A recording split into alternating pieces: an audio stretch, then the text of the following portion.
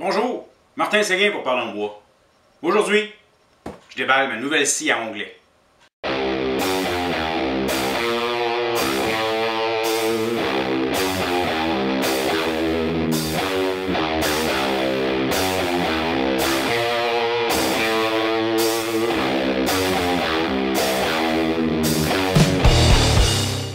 Et oui, je me suis laissé tenter.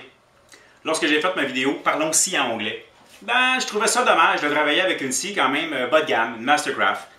Fait que j'ai décidé d'aller une coche plus haut. Donc aujourd'hui, je vais déballer ma nouvelle scie, puis je vais vous donner mes premières impressions. Je me suis acheté la Makita LS1018 LX2, quelque chose comme ça. J'ai acheté ça dans un magasin, une grande surface, pas un magasin en particulier, Canac pour le nommer. Et en fait, j'avais magasiné un peu. Je suis allé vers Makita pour une question de précision et je n'ai qu'entendu des bons commentaires de Makita. Et le fait que je suis allé chez Canac, c'est une question de prix puis de modèle. J'ai vu sensiblement la même dans un autre magasin, c'est-à-dire Renault Dépôt.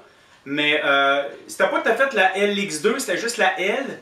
Et en fait, le biseau vers la droite était très difficile à appliquer. Bref, je suis allé voir chez Canac, puis elle n'avait pas ce problème-là. La scie vient avec une table, une base, un support.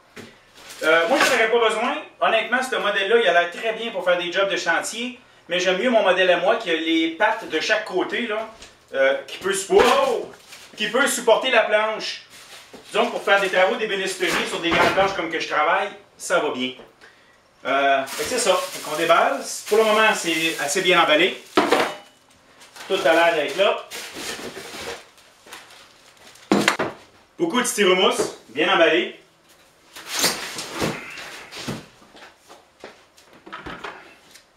Voilà, je vous présente ma nouvelle scie à onglet.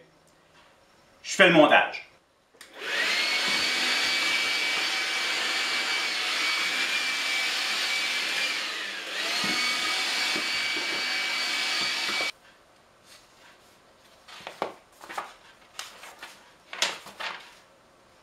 Toujours pratique, un manuel. Bon, mes premières impressions. En passant, je veux juste dire que j'avais ce petit triangle dans l'emballage. Puis depuis tantôt que je cherche où est-ce qu'il va. Jusqu'à temps que je réalise que c'est simplement une équerre fournie avec la machine. Bon, j'ai opté pour cette machine, comme je mentionnais, premièrement pour la fiabilité Makita, la précision, le fait également que j'ai un double biseau, c'est-à-dire qu'elle penche sur un côté et sur l'autre. Donc ça, j'avais pas ça sur mon ancienne, j'en suis bien content. Petite chose à noter, bon, naturellement elle est toute fixée, là, elle a l'air d'être correcte, je vais la tester tantôt. Première chose à vérifier, là, il y a un petit, sur le guide ici à gauche, ça se bouge. Bougez-le tout de suite, parce que si vous ne le bougez pas, première coupe en 45, vous accrochez dedans. Plus important que ça, celle sur l'autre côté, ici, il faut l'enlever si on vient faire une coupe de ce côté-ci. Pourquoi? Ben, vous allez foncer directement dedans. Me connaissant, il y a des chances que ça arrive. Bon, je vais quand même le laisser là. Ce que je peux faire, c'est aussi simplement le fixer de l'autre côté. À ce moment-là, je ne sais pas s'il accroche. Non, ça fonctionne, ça pourrait marcher. Mais bon, au niveau de l'entreposage, c'est peut-être pas l'idéal. Autre petit détail, une chose que j'apprécie, bon, naturellement, ça se verrouille, elle ne remonte plus. J'ai hâte de voir l'aspiration de la poussière. Fourni avec l'outil nécessaire pour ajuster les biseaux 0,45 degrés. Très bonne chose, toujours à portée de la main. C'est un modèle, comme je mentionnais, radial, qui se promène d'un bord à l'autre. On peut le verrouiller. Il y a inclus dessus ce qu'il faut pour mettre le filage. C'est une bonne chose. Surtout si c'est une scie que vous pensez vous servir beaucoup sur chantier ou ailleurs, puis que vous voulez la transporter. Il y a plein de petites butées, des mesures déjà précises, 22.5, 31.6. La plupart des scies ont ça, mais celle-ci semble vraiment solide. Le moteur est à direct dessus, direct drive en anglais. Donc, il n'y a pas de courroie c'est pas de possibilité d'usure. Notez que la lame qui vient avec, c'est une lame de Banti régulière. J'aurais préféré une lame de scie à onglet qui a un angle négatif, qui n'est pas son cas. Bref, mais que je la change, peut-être que j'irai de ce côté-là. Le laser a l'air précis. Bon, jusqu'à présent, j'aime bien la machine. Également, il y a une butée pour descendre. Donc, si vous avez certains endroits que vous voulez absolument descendre à une certaine hauteur maximum, vous pouvez la régler.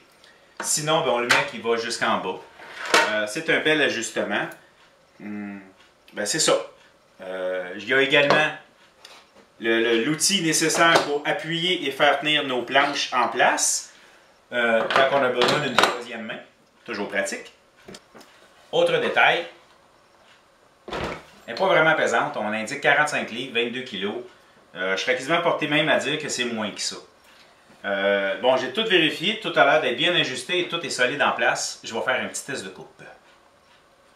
Je vous suggère, lorsque vous achetez un outil, de prendre l'emballage et de le couper à l'envers pour le mettre au recyclage. Ainsi, vos voisins ne sauront pas que vous êtes acheté un nouvel outil. Bon, moi, dans mon cas, ouais, mes voisins ne sauront pas, mais vous autres, vous savez.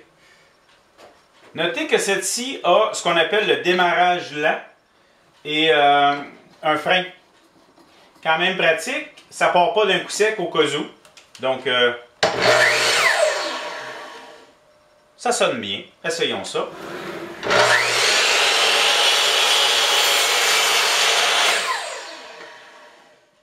Vérification faite. La précision du laser de provenance de l'usine est parfaite. La coupe est super bonne, directement sur la ligne du laser. Maintenant, on va vérifier la planche, son 90 degrés. Bon, j'ai changé de planche pour faire mon test, là, je n'ai pris une autre parce que la première n'avait pas nécessairement un côté droit qui me garantissait. Et après vérification, le 90 degrés est excellent.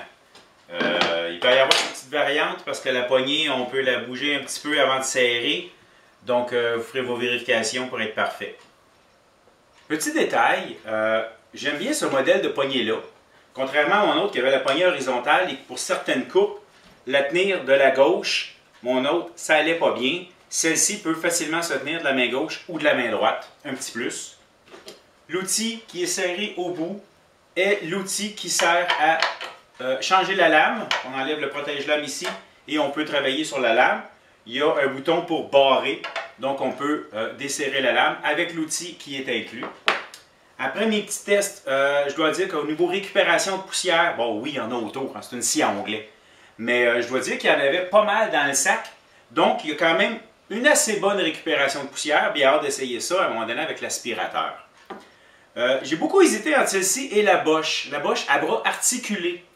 Très belle scie à onglet, précise, de qualité, très bonne réputation. Elle a l'avantage de prendre moins de place lorsqu'on est sur le bord d'un mur.